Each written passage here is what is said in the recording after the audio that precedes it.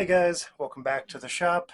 Today we're in the wood shop because I want to show you my new tool acquisition.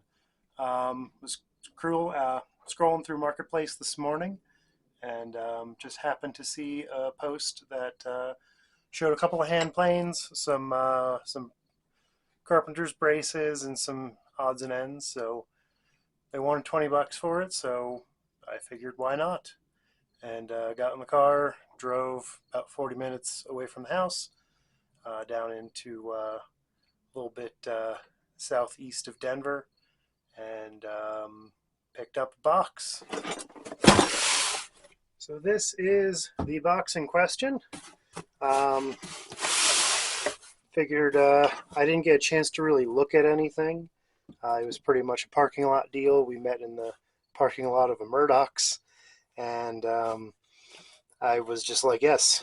They tried to give me more stuff, but I had no use for a motorcycle cover yet or a cobbler's anvil, so I declined those, but I did end up with the goods I came for.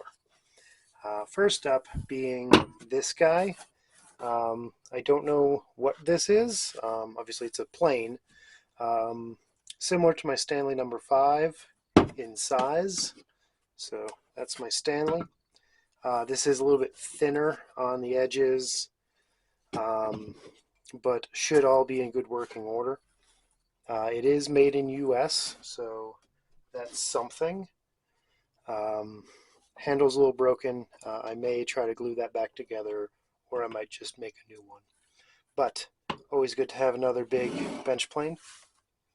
Next one is going to be kind of a chintzier plane, kind of a number 4 style, but still with a little brass knob, so that's nice.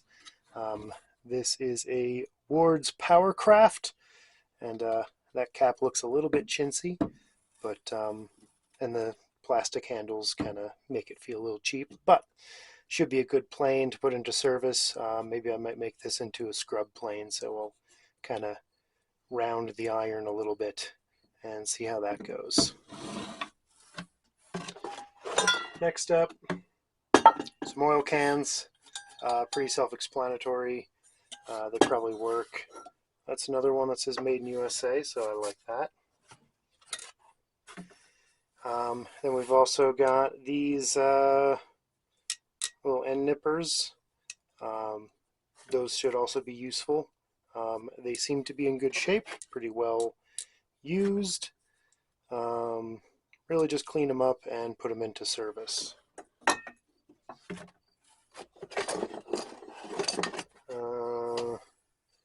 Not too sure about this. I think this is a float for doing some concrete work. Looks like some plaster concrete on that. I don't have a use for it, but you know, it never hurts to have more of these things kicking around. Got a hammer. It could probably use a new handle. It's a little bit loose, and it's wrapped in tape, so who knows what the splinters look like.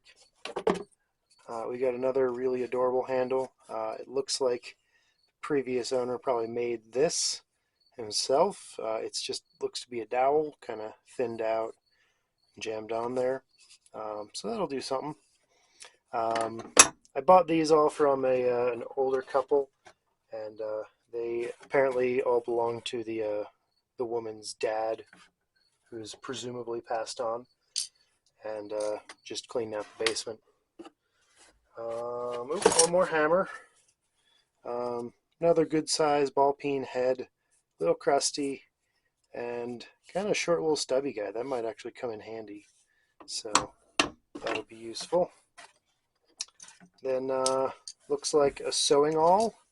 So I do have one of these guys, but I've got it from, it's a cheap Harbor Freight one. This is also a cheaper one, made in Hong Kong. That's not something you always see. It appears to, you know, be decent quality. I do like the fact that the spool lives inside here, as opposed to the other one living in the handle. And I bet we've got, we've got a needle and a little pry bar screwdriver-y looking thing. So we've got some storage in the handle, so that'll be good.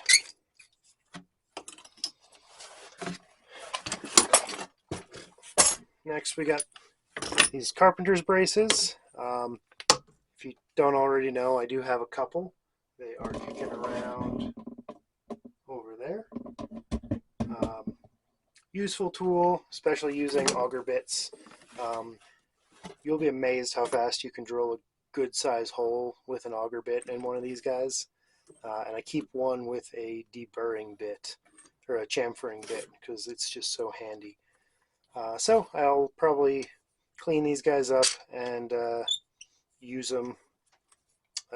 Probably keep some with like a dedicated bit in them. These are also nice because they're ratcheting. Which way? So that ratchets that way. If you flip it, ratchets the other way. And if you put it in the middle, then it's locked.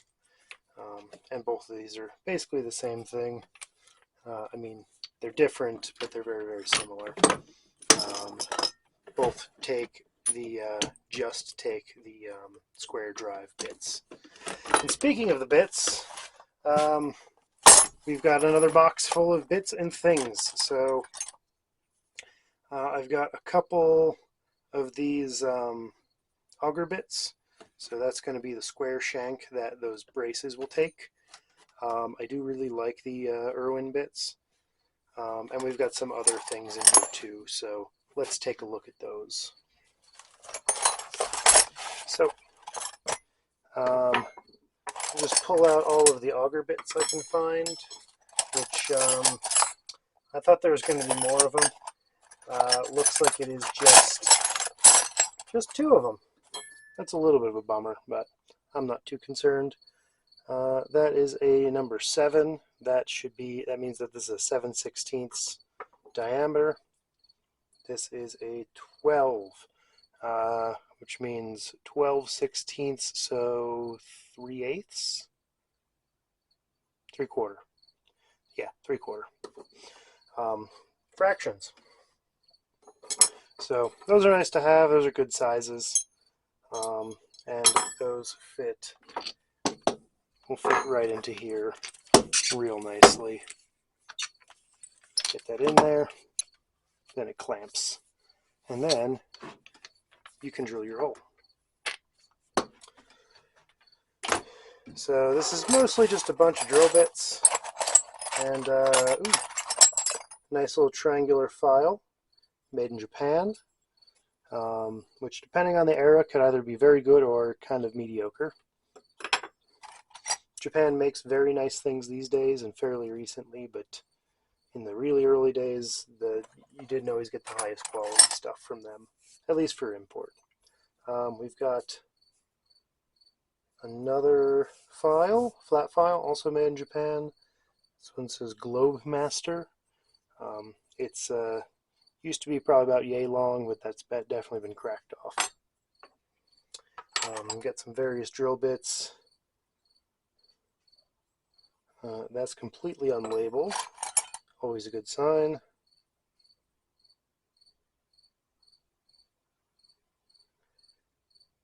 This one was labeled, but I can't read it anymore. Some flat wrenches for some tools, probably a router or something. Those may be useful, but they're probably worthless or useless. Again, more drill bits. Some of them, yeah, I'm not seeing any markings on them, so probably not the highest quality, but you know, they'll do good when sharpened for wood. This one with that little bevel might be good for metal. That tip is so worn out. This is definitely going to need to be sharpened. But short little stubby drill bits like this are very useful on the drill press. And let's see, got some sort of pin, little clip,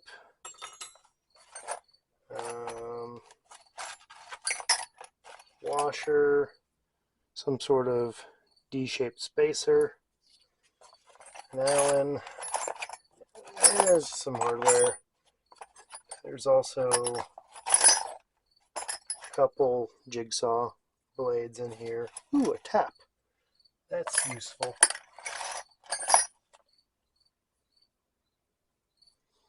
So that is Morse USA 1032 tap. That's very useful. A lot of small fasteners, especially automotive stuff, especially on the English stuff, is a 1032 or close enough. So having a good quality US made tap in a 1032, not a bad thing. That's a little gem. The rest of it seems to just be a bunch of the same drill bits. Um, that one got very well worked. But yeah, these don't even have their size labeled on them, so I can't imagine they're very high quality. But yeah, that one, someone was drilling real hard to get that bluing on the tip. Anywho, yeah, that looks to be the haul. So that was the marketplace score for today. Hope you enjoyed it, and I might have a video further down the road trying to, if not restore, at least refurbish those planes and maybe those braces. So look forward to that. But in the meantime, we'll see you next time. And thanks for watching.